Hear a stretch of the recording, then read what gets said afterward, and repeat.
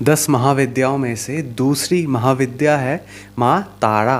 तो चलिए आज उन्हीं के बारे में विस्तार से चर्चा करते हैं। तो सबसे पहले ये जानते हैं कि माँ तारा का नाम तारा क्यों पड़ा।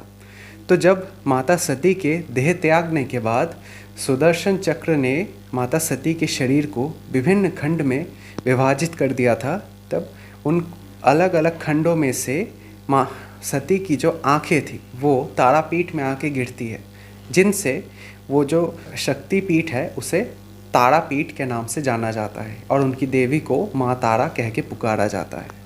और उसके अलावा तारा शब्द का एक और अर्थ है, और वो ऐसा है कि जब आप रात के समय आसमान की तरफ देखोगे तब आप देखना कि आसमान के अंधेरे में आपको सितारे चमकते हुए दिखेंगे। ठीक वैसे ही आपको माँ तारा की जो दिव्य रोशनी वो हमेशा आपको शमशान के सबसे गहरे सबसे अंधकार कोनों में ही चमचमाती हुई दिखेगी। तो अब जान लेते हैं माँ तारा के 3 अलग अलग स्वरूपों के बारे में। पहला है एक जटा, यानी कि वह देवी जो कि ज्ञान, योग और साधना को दर्शाता है। दूसरी है नील सरस्वती।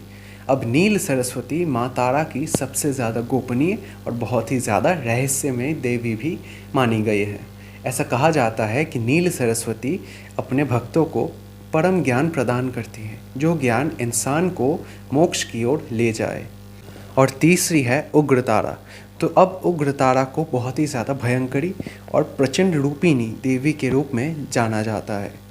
और ये भी कहा जाता है कि उग्र तारा जब आपकी ज़िंदगी में आती है तो सबसे पहले तांडव लेके आती है, जो आपके ज़िंदगी से सभी नकारात्मक ऊर्जा, सभी दुख, दर्द, कष्ट को अपने साथ ले जाती है। लेकिन उग्र तारा की साधना हर किसी के लिए तो बिल्कुल भी नहीं है, क्योंकि उग्र तारा के साथ जो भैरव विराजमान है उनका नाम है अक्षोभ्य, यानी कि वह जो कि स्थिर है।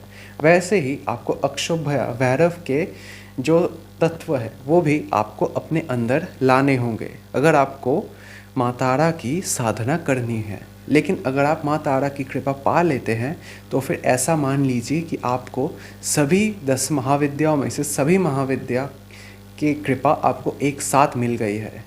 तो आज के लिए बस इतना ही। मिलता हूँ आपसे नेक्स्ट वीडियो में।